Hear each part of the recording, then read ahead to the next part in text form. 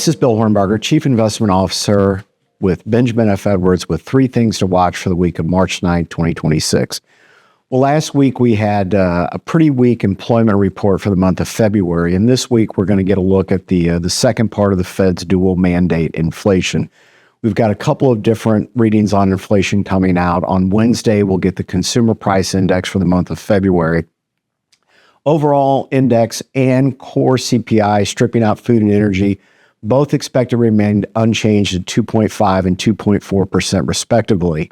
And then on Friday, we're going to get the Fed's favored measure of inflation, personal consumption expenditures, PCE in general, and core PCE in particular, again, stripping out food and energy, which are more volatile.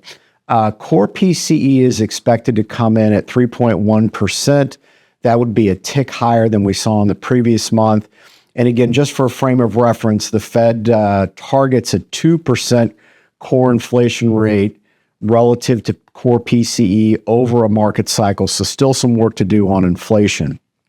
We're going to get some other data this week, but one in particular that we're interested in is the University of Michigan Consumer Sentiment data. That'll come out on Friday. This will be the preliminary reading for the month of March. And we're going to capture at least a couple of days of Operation Epic Fury and the impact on the markets and energy prices. So again, that'll be a good first look at consumer attitudes on jobs and inflation after the war with Iran had started. And then finally, a lot of volatility in the markets last week. Everybody, I think, is really focused on energy prices. Something to keep an eye on as we're sitting here early Monday morning. Crude oil is well above $100 a barrel.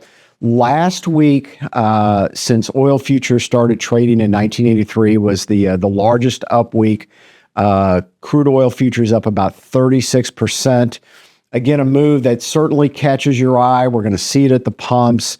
I think it's there's a couple things to think about. One is the magnitude of the move.